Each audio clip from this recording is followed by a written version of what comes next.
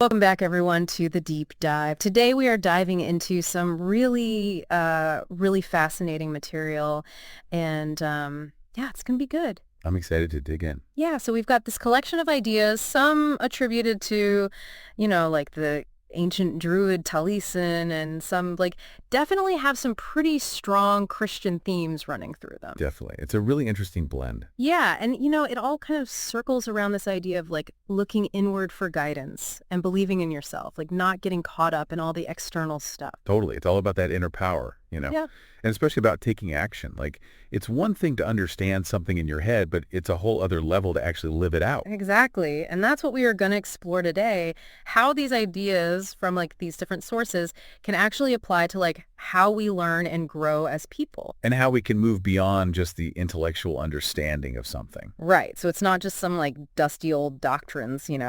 This text, it really challenges us to actually look at how we're living our lives and what's holding us back. It's like a call to action almost. Yeah, totally. So we are going to dive into, well, a few different things, but, personal transformation, what keeps us from actually, taking those steps, and then this idea of a direct connection to something bigger than ourselves. That's a big one. It is. It is. So yeah, our goal today is to kind of pull out some insights from this that might just shift how you listening see your own potential and that inner voice we all have. Because we all have it. We do. We do. Okay, so let's jump right in. The text hits us right away with this quote from Taliesin: "You are fat from hearing and not doing." Ooh, okay. Let's unpack that. What's he really saying here?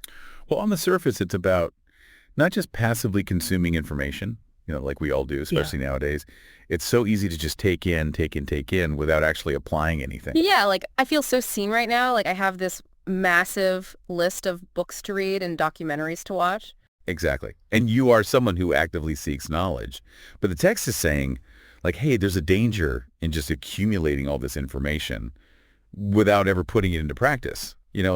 At some point, it's almost like you get overloaded. It's I have this huge list of must-try recipes, but my oven is gathering dust. I know all about sous vide and braising and all these techniques, but I rarely actually cook anything elaborate. Right. Is there a danger in just even the act of collecting all this information, making us feel productive when we're not really doing anything with it? There definitely can be. It's like this illusion of progress, right? We Yeah. feel like we're moving forward because we're always learning something new. But without applying it, that knowledge kind of stays at a surface level. Mm. And this fatigue, it's not just about information overload. It can actually be a subtle form of procrastination. Oh, interesting. Yeah, we keep gathering more tools, more knowledge, maybe to avoid actually having to change, because change can be uncomfortable. So it's just listening to our deep dive or reading these sources, that's not the finish line, right? The real change comes from actually applying the things that resonate with us. Exactly. It's about taking that next step, even if it's a small one. Okay, I love that. Now, the text then takes this really interesting turn. It says, "You two are my temple."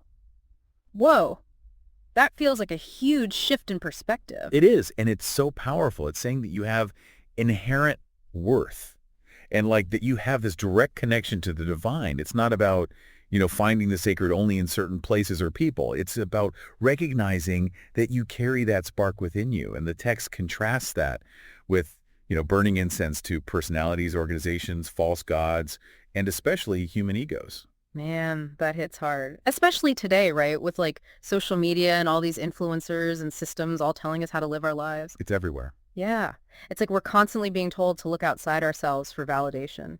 Totally. It's easy to get caught up in that, especially when you're surrounded by all these larger-than-life figures who seem to have all the answers. So for you listening, think about this. Does this idea that you have this inherent connection to something bigger, does that resonate more than constantly searching for answers from external sources? And building on that, the text then brings in Cyrano and Jesus. It's all about following the spirit, not personalities. Like that Cyrano quote where he says he won't use his God-given fire to just burn incense beneath the nose of wood and stone. Such a powerful image. What's the message there? It is. It's about not wasting your energy on empty pursuits, or seeking approval from people or institutions that don't really have substance. Don't squander your gifts trying to please them. It's about nurturing that inner fire, right? That unique spark that you have. Exactly. And then we have Jesus who says, and this is interesting, "Do not call me good." Now, at first, that might seem kind of strange, but it's actually a really important point about not worshiping personalities. Right, like even Jesus himself is saying, don't focus on me. Exactly. He's pointed to the spirit, the divine essence that's beyond any one individual. Like, the divine isn't limited to one person. It's this universal energy. It's accessible to everyone. And this ties into that idea of the thousand masks. It's like saying the divine can show up in so many different forms, and you can recognize it through your own inner awareness. Right. It's about cultivating that personal connection. You don't need an intermediary. So for you listening, it's about really tuning into what feels true to you. Go beyond the figureheads and the gurus and all those external voices. Listen to that spirit that speaks to your heart. It's about that unmediated connection. It's powerful stuff. Okay, let's talk about prayer. The text reframes this idea in a really interesting way. It's not about begging or asking, but about recognition and rejoicing. What does that mean? Well, it changes the whole dynamic of prayer. Instead of approaching God or the divine with a list of wants and needs, it becomes about acknowledging what's already there, about celebrating that connection, that presence. It's like instead of asking for things, you're expressing gratitude for what you already have. Yes, exactly. And the text even says, set aside your desires for a moment. Enter and be still. Remember, you are a temple. It's about creating space for connection. It's about being present, like really present, not getting caught up in what you want or what you think you need. Right. And in that stillness, the text says, we can see things that no eye has seen. That's a huge promise. It's like saying the real insights come when you quiet your mind, when you let go of all those little desires. Exactly. And it goes on to say that there is this secret knowledge, but it's not actually hidden. It's just inaccessible to those who aren't open to it. Yeah. Which brings us back to being fat from hearing and not doing. Like, you can understand these concepts intellectually, but until you practice them, you might not experience them fully. It's like the answers are there, but you have to know how to listen. Right. So for you, the listener, if you're feeling overwhelmed by your goals or your to-do list, maybe try taking a step back, like create some space for stillness and see what happens. It's about shifting from that mindset of scarcity to one of abundance. I love that.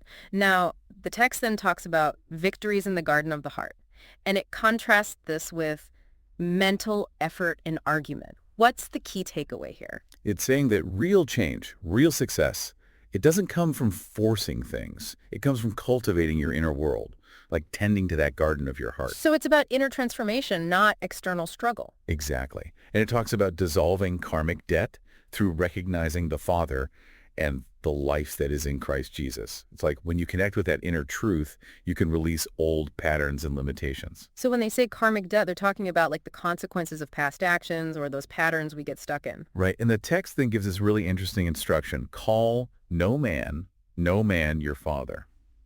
That's a powerful statement. What does it mean? It's about breaking free from the limitations of human authority. Like, it's not about disrespecting your parents or mentors, but about recognizing that your ultimate guidance comes from within. You have this birthright of the spirit, this divine impulse that's guiding you. So it's like you are your own authority. Exactly. You don't need to outsource your spiritual understanding to anyone else. So powerful. So for you listening, it's about tapping into that divine impulse within you and realizing that it holds the key to your own unique destiny. Your unique destiny, exactly. Not someone else's definition of who you should be. Okay, last but not least, the text ends with this incredible metaphor of shooting arrows at the moon. It's talking about the Christ within you and how once you discover it, nothing can touch it. It's like saying that your true self, your core being, is completely resilient. Like, even if the whole world throws everything it has at you, it can't affect that inner strength. It's so liberating, right? It is. It's a shift from feeling like you're at the mercy of fate to realizing that you have this incredible power within you. It's like all those challenges and obstacles, they become meaningless because they can't touch that unshakable core. Exactly. You realize that your true nature is so much greater than any of the difficulties you face. So let's recap our deep dive today. We've talked about how important it is to listen to that inner voice, to recognize that divine spark within yourself and not just look for it in external sources, and how crucial it is to move from just knowing something to actually living it. And we talked about that incredible power that's within each of us, that potential that can shape our reality. Yes. And what's so amazing is how these ancient ideas, these spiritual teachings are so relevant to our lives today. They really are. They offer practical guidance for navigating the challenges of the modern world. Absolutely. So as we wrap up, here's something for you to think about, for you listening. Think of one area in your life where maybe, just maybe, you've been fat from hearing and not doing, as Taliesin said. A good one to think about. What's one tiny step you can take today to move from just understanding to actually doing something? And what would it look like to shift your focus from needing external validation to really nurturing that inner temple? How would that change how you see the challenges you're facing? Take some time to reflect on that. Thanks for joining us on this deep dive, everyone.